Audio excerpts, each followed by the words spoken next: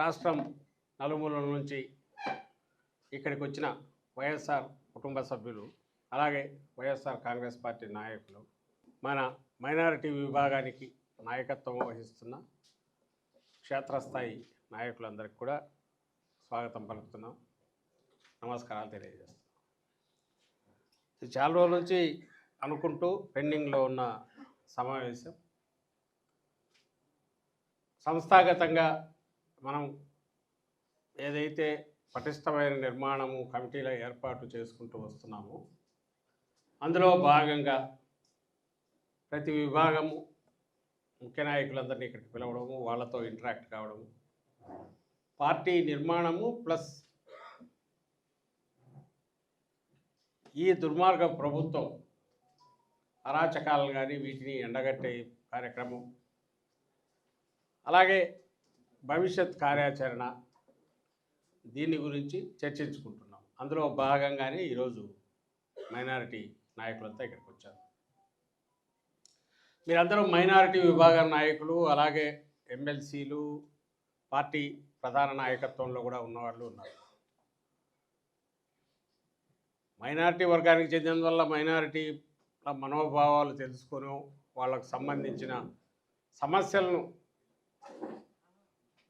ఎట్లా పరిష్కరించాలనే విషయంలో ఎక్కువ చొరవ తీసుకునే వెసులుబాటు మీకున్నందువల్ల మైనారిటీ నాయకులు అన్నప్పటికీ వైఎస్ఆర్ కాంగ్రెస్ పార్టీ నాయకులుగా మొత్తం ఇంతకుముందు నదీం అన్నట్టు, అంతకుముందు మీరు అందరిని మాట్లాడుకున్నట్టు రాష్ట్రాన్ని ఎట్లా అభివృద్ధి పదంలోనో సంక్షేమ బాటలో నడిపించాలనే జగన్మోహన్ రెడ్డి గారి ఆలోచన క్రమము, దాని ఇంప్లిమెంటేషన్ తీసుకురావడానికి కానీ ఆయనతో కలిసి అడుగులు వేస్తున్న ముఖ్య నాయకులు మీరందరూ, పార్టీ నాయకులు, కేవలం మైనారిటీ నాయకులు కాదు.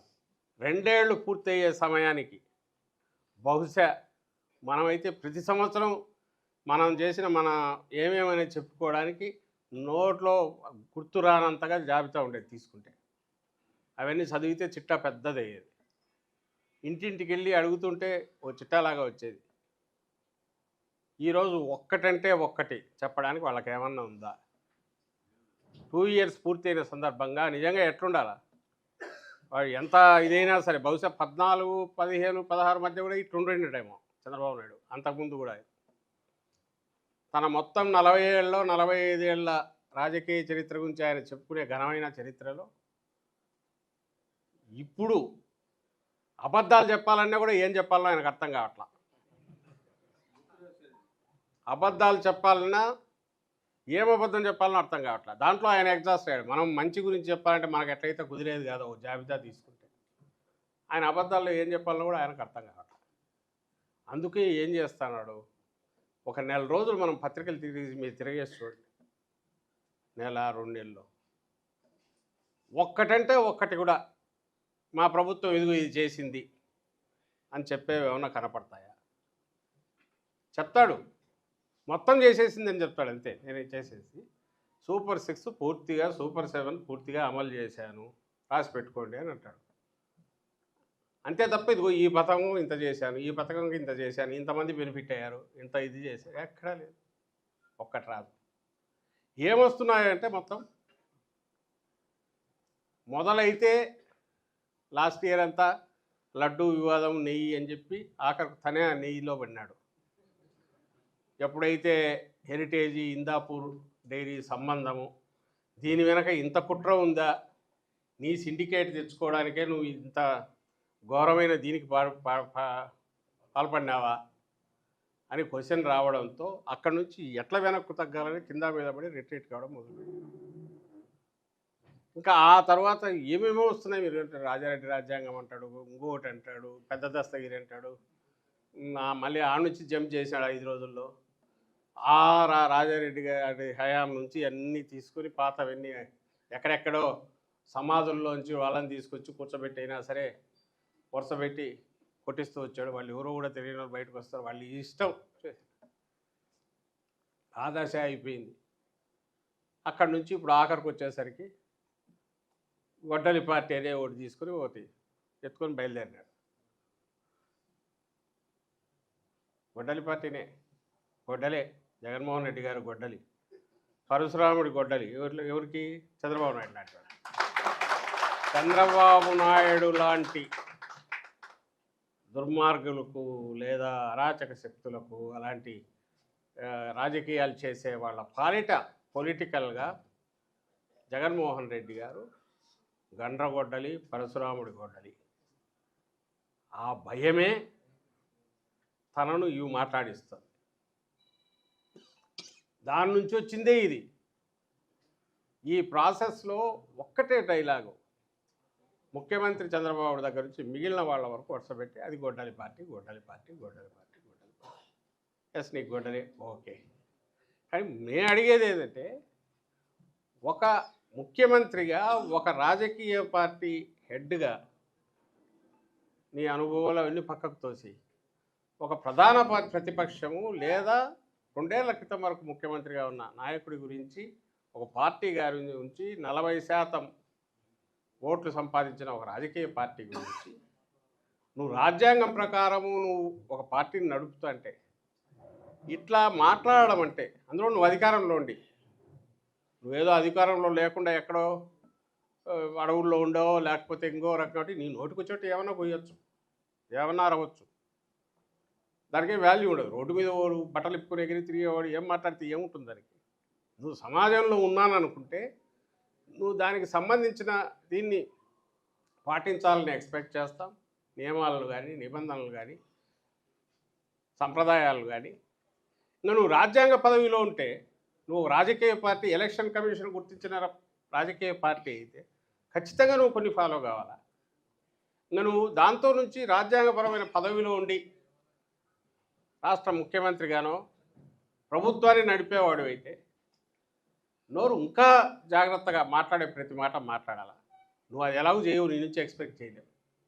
పైగా నువ్వు అత్యంత అన్యాయంగా ఒకటి తీసుకొని యాజిఫ్ నువ్వేదో కనిపెట్టినట్టు నేను ఇది అంటున్నా కాబట్టి మీరంతా నేను గొడ్డలి అంటే మీరంతా గొడ్డలి అనాలి, నేను జగన్మోహన్ రెడ్డి గారిని సైకో అంటే మీరంతా సైకో అనాలి. అసలు ఇది ఏమైనా సాధ్యమో దాన్ని ఎట్లా ఏ రకంగా తీసుకోవాలో కూడా అర్థం కాని పరిస్థితి. ఈయన కొడుకు అదే చిట్టినాయుడు ఈయన ఏ శాఖ అయితే చూస్తున్నాడో ఎడ్యుకేషన్ శాఖ అక్కడ డిఎస్సిది వాళ్ళు లబో దిబో అని మొత్తం వచ్చి వాళ్ళు అడుగుతున్నారు జగన్మోహన్ రెడ్డి గారి దగ్గరకు వచ్చిన ఏడుపు. జగన్మోహన్ రెడ్డి దగ్గర గారికి ఎప్పుడు వచ్చారు? వాళ్ళు సంవత్సరం నుంచి కొట్లాడి అసలు పట్టించుకునే దిక్కు లేకుంటే ఎక్కిన మెట్లు దిగిన మెట్లు తిరిగి అన్ని చోట్ల కొంతమంది చెప్తుంటే ఢిల్లీ వరకు పోయి వాళ్ళెంతటా వాళ్ళు చేసి కోర్టుల్లో కేసులు వేసుకొని పలకరించే దిక్కు వినే దిక్కు లేకంటే ఆఖరకు జగన్మోహన్ రెడ్డి గారి దగ్గరికి మొన్న వచ్చారు. రాజకీయం చేయాలంటే వైఎస్ఆర్సీపీ అప్పటి నుంచే మొదలుపెట్టేది, లాస్ట్ ఇయర్ ఎగ్జామ్ ఇప్పటి నుంచో మొదలుపెట్టేది.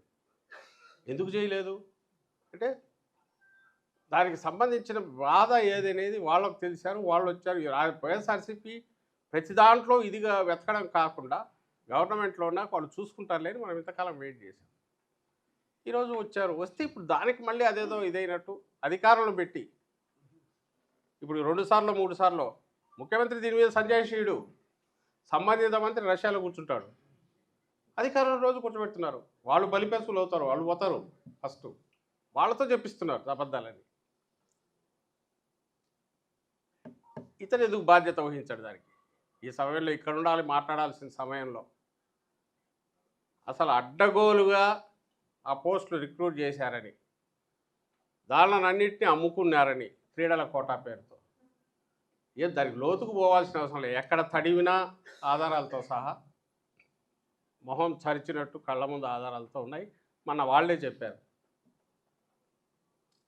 రియల్ క్వాలిఫైడ్ వాళ్ళు పక్కకు పోయి క్వాలిఫికేషన్తో సంబంధం లేకుండా ఎవరికి వాళ్ళు వాళ్ళ సర్టిఫికేట్ ఇచ్చుకుంటే అవే అప్లోడ్ చేసి నేరుగా అక్కడ శాప్ నుంచి వస్తుంది, వీళ్ళు ఇక్కడ ఇచ్చేశారు పోస్టులు. ఎవరైతే మెరిట్ ప్రకారం వచ్చినారో వాళ్ళని తోసేశారు. ఏమంటే హారిజాంటల్ అనేది దానికి ఏదో పేరు ఒకటి పెడతారు, అది కాంప్లికేటెడ్, దానికి ఆన్సర్ ఇవ్వాల్సింది ఏదో. ఈ హారిజాంటల్ రిజర్వేషన్ దీని కింద మన హయాంలో కూడా చేశాం. ఒక్కటంటే ఒక పొరపాటు జరగలే. ఎగ్జామ్ కండక్ట్ చేశాక ఎగ్జామ్లో క్వాలిఫై అయిన వాళ్ళు కట్ ఆఫ్ మార్క్ పెట్టి వాళ్ళల్లో స్పోర్ట్స్ కోటా కింద అప్లై చేసిన వాళ్ళు ఉంటే వాళ్ళ పేర్లు, వాళ్ళ లిస్టులు, వాళ్ళు ఏ బేసిస్ మీద ప్రాతిపదిక మీద మేము స్పోర్ట్స్ కోటాకు ఎలిజిబుల్ అన్నారో ఇవి అప్పుడు శాప్కు పంపితే శాప్ వాడు వచ్చిన 50 మందో 200 మందో ఎంతమంది వస్తే వాళ్ళ క్వాలిఫికేషన్లు కరెక్టా కాదో చూసి చెక్ చేసి పంపితే దట్ ఈజ్ కరెక్ట్. అది ప్రొసీజర్. వీళ్ళు అట్లా చేయలే. దీని దారిని ఇవి తీసుకున్నారు. వాళ్ళ దారిన వాడు ఒక 400 పేర్లు తెప్పించాడు. ఆ 400 పేర్లు ఇక్కడికి పంపించాడు. ఆ 400 తెచ్చి ఈడే సెలెక్ట్ అయిన వాళ్ళని తీసి వీళ్ళని దాంట్లో నింపేశారు. దాంతో జరిగింది అది క్లియర్ కనపడుతుంది. మన జగన్మోహన్ రెడ్డి గారు పాయింట్అవుట్ చేసిన మాట్లాడుతున్నప్పుడు వచ్చినట్టు అది ఎట్లా వచ్చింది? వీళ్ళు అనుకోగానే ఆ జీవో తెచ్చారు. దీనికి టెట్తో సంబంధంలా, బీఈడీతో సంబంధంలా, డిఈడితో సంబంధంలా, టీటీసీతో సంబంధంలా డైరెక్ట్ వాళ్ళు రావచ్చు, తీసుకోవచ్చు.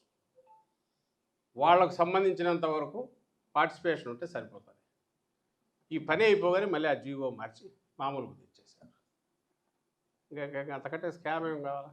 వేరే స్కామ్ లక్షణాలు ఏమేమి, రోగ లక్షణాలు ఏమేమి ఉంటాయో ఇంత క్రూడ్గా కనపడతా అంటే అయినా సరే ఆన్సర్ ఇచ్చే దిక్కు లేదు. ఆన్సర్ ఇవ్వట్లే ఇంతవరకు. ఇప్పుడు అందులో భాగంగానే ఇప్పుడు ఎస్ఐఆర్ వస్తుంది ఇమీడియట్ ఇది. అండ్ దీంట్లో మిగిలిన వాళ్లకు ఇది ఉంటుంది, మనకున్న పేర్లలో అంటే ఆ చిన్నపాటి ఇదైనా కూడా ఒక్కసారి ఓటు పోతే మళ్ళీ పెట్టడం కష్టం. కాబట్టి సహజంగా వల్నరబుల్ అంటే కొంచెం ఇందుకు అవకాశం, ఓట్లకు సంబంధించి పరీక్షలు ఎదుర్కొనే అవకాశం మైనారిటీ వర్గానికి ఉంటుంది. కాబట్టి మీరు ఆ విషయంలో ఎక్కువ చొరవతో పార్టీ తరఫు నుంచి ఈ ఎస్ఐఆర్ సందర్భంగా ఫస్ట్ అప్రమత్తంగా ఉండడం. ఎందుకంటే ఎవరిబడి నోస్ మైనారిటీ పక్కన ఉంటారంటే జగన్మోహన్ రెడ్డి గారి పక్కన ఉంటారు, వైఎస్ఆర్సీపీ పక్కన ఉంటారు. మెజారిటీ అనేది అందరికి తెలిసినప్పుడు చంద్రబాబు నాయుడు గారు లాంటి దుష్ట ఆలోచనలు ఉన్నారు. ఫస్ట్ అవి ఎట్లా తప్పించాలనే దాని మీద దృష్టి పెడతారు. ఇప్పుడు తను ఇంకా దానికంటే ఎక్కువ డెస్పరేట్గా ఉన్నాడు. ఎందుకున్నాడంటే తెలుస్తాను ఇది ఫైనల్ దీనికి వచ్చాడు, ఇంకా కొడుకు రావాలి, కొడుకుని తీసుకొచ్చి పెట్టాలి. ఈయన ఇంతకంటే ఇంకా లాగడం కూడా కష్టం ఏజ్ రీత్యా. ఆయనకు అంటే ఛాన్స్ ఇస్తే 100 ఏళ్ళ వరకు కూడా తను ఉండాలనుకోవచ్చు. కానీ కొడుకు ఆయన తొందరపడతానట్టున్నాడు ఆయన. అది దట్స్ వాట్ బయట వినపడేది. అది వాళ్ళ ఇంటర్నల్ అఫైర్ మనకు అనవసరం. సో ఏ దీని రీత్యా అయినా ఈసారి ఇంకా డేంజరు. ప్లస్ ఎలాగూ రాదనుకున్నాడో, చేయాల్సిన అవసరం లేదనుకున్నాడో, కానీ 2 ఏళ్లలోనే 5 ఏళ్ళది అయిపోయింది. ఈరోజు ఎలక్షన్ పెట్టినా కూడా తను తట్టాపుట్ట సర్దుకొని పోవాలా అనేది చంద్రబాబు నాయుడు గారు స్పష్టంగా తెలుసు అనే విషయం అందరికీ తెలుసు. మళ్ళీ ఒకటే ఇంక 3 ఏళ్ళు ఉన్నాయి కదా ఎన్నికలనే దాంట్లో తను ఆ భరోసాతో, ఆ ధీమాతో ఉన్నాడు తప్ప అదర్వైజ్ హీ నోస్ ఎలా ఉంది. ఈ పరిస్థితిలో సహజంగానే ఎట్లా ఓట్లు తీసేయాలి, ఎవరైతే జగన్మోహన్ రెడ్డి గారి వైపు ఉంటారో వాళ్ళవి ఫస్ట్ తీసేయడానికి తను అన్ని రకాల ప్రయత్నాలు చేస్తాడు. ఎస్ఐఆర్ అనేది అందుకు కొంత ఎక్కువ అవకాశం ఇస్తుంది. ఎందుకంటే దాంట్లో దాన్ని ఏమంటారు, వాళ్ళు చూసే పద్ధతి 2002 చూసినప్పుడు, 2002 అంటే 24 ఏళ్ల తర్వాత చాలా మార్పులు జరిగాయి. ఓట్లు ఉండకపోవచ్చు, లింక్ ఉండదు, మూవ్ అయి ఉంటారు. అండ్ ప్రత్యర్థులు వాళ్ళేమో ఎట్లా తీసేయాలనే దాంట్లో ఆల్రెడీగా ఉన్నాడు.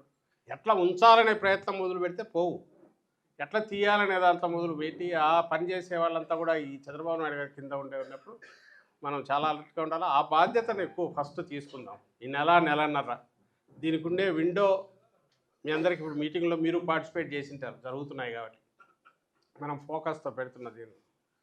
సో బిఎల్ఏలు యాక్టివ్గా పనిచేయడం, బిఎల్ఏస్ మీ ఎక్కడైతే మైనారిటీ వర్గాలు ఉన్న చోటంతా మరింత చొరవతో బిఎల్ఏస్తో కలిసి ముందుకు పోవడం, అక్కడ మన వాళ్ళు ఉండే వాళ్ళను అలర్ట్ చేయడం, అలాగే అవుట్ సైడ్ ఉండి మైగ్రేట్ అయ్యి మళ్ళీ వచ్చే ఓటర్ ఉంటే వాళ్ళని తెప్పించి వాళ్ళ డాక్యుమెంటరీ ఇవన్నీ పెట్టడం, ఈ 1, 2, 3 స్టెప్స్ ఏవైతే ఉన్నాయో కంప్లీట్ ఫాలో అయ్యి ఈ 15 నుంచి మొదలై నెక్స్ట్ మంత్ వరకు ఉండే దాంట్లో పూర్తి చురుగ్గా ఇది ఒకరు చెప్పారు లేదంటే మనం దాంట్లో లేము అని కాకుండా మనం ఇంట్లో బాధ్యత అన్నట్టు మీరందరూ చేయాలనేది నా కోరిక, నా విజ్ఞప్తి. అది జగన్మోహన్ రెడ్డి గారి సూచన, మీకు అదే పనిగా చెప్పమన్నారు.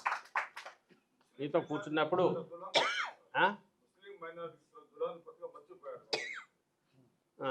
ఇప్పుడు ఈ విషయం ఫస్ట్ మీకు చెప్పదలుచుకుంది.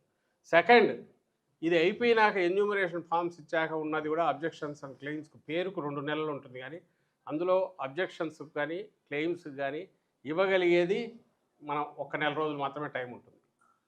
ఆ తర్వాత ఎంత రిజల్యూషన్కు వాటి ఇచ్చిన బేసిస్ మీద వాడు ఇచ్చే దీనికి ఉంటుంది. అంటే మనకు 2 మంత్సే టైం ఉండేది. ఇట్ స్టార్ట్స్ విత్ ఈ జూన్ 15 నుంచి జూలై ఆగస్టుకు పేరు డేట్ అది, కానీ ఇవ్వడానికి వెనక్కు మనం జూన్ జూలై ఆగస్టు 15 దాటితే వాడు అదేది డ్రాఫ్ట్ లిస్ట్ వేస్తే ఇంకా ఆ తర్వాత ఏమున్నా మనం పెట్టింగ్ కొట్టుకుంటారు అలా మనం వాళ్ళ చుట్టూ ఆఫీసు చుట్టూ తిరగాల. సహజంగా ఓటర్ అంత ఓపికగా ఎక్కడ తిరుగుతాడో వాళ్ళ పనులన్నీ వదులుకొని మనం వాటిని ఫాలో అప్ చేయడం ఆ కష్టం కంటే ఇప్పుడు అలర్ట్గా ఉండడం అనేది మోర్ సుఖము, ఈజీగా చేయ పని, బాధ్యత, అవసరము, అవేర్నెస్ క్రియేట్ చేయడం. ఇందులో నా రిక్వెస్ట్, చాలామందికి అంత చైతన్యం ఉండకపోవచ్చు కానీ చిన్న చిన్న గ్రూప్ మీటింగ్లు పెట్టడం, అలాగే ఈ అవేర్నెస్ క్రియేట్ చేయడానికి మసీదుల దగ్గరికి పోయి అక్కడ పోయి మాట్లాడడం, ఆ రిలీజియస్ వాళ్ళతో కూర్చొని వాళ్ళతో మాట్లాడించి వాళ్ళ నుంచి పంపించడము, బ్రీఫ్గా స్టెప్స్ పెట్టి, అంటే ఇన్నోవేటివ్గా ఆలోచించండి. నేనేదో ఊరికే జస్ట్ మనం మూస పద్ధతిలో పోవడం కాకుండా బిఎల్ఎల్ పెట్టారులే వాళ్ళు చూసుకుంటారని కాకుండా ఇవన్నీ కూడా చేయగలిగితే మ్యాక్సిమం మనం ఇంటాక్ట్ ఉంచుకోవచ్చు. వాళ్ళ చంద్రబాబు దెబ్బ పడకుండా ఓట్లను కాపాడవచ్చు. అది వాళ్ళ హక్కు. మనకు వేస్తారా లేదా తర్వాత సంగతి. వేస్తారు కాబట్టి అతను నరుకుతాడనేది తెలుసు, ఆ ఓట్లను నరికే ప్రయత్నం చేస్తాడు. మన బాధ్యత ఏంటంటే ఓటర్గా వాళ్ళ హక్కు, వాళ్ళ బాధ్యత కాపాడడం. ఎందుకంటే ఒక్కసారి ఇది మిస్ అయితే మళ్ళీ పెట్టించుకోవడం కష్టం.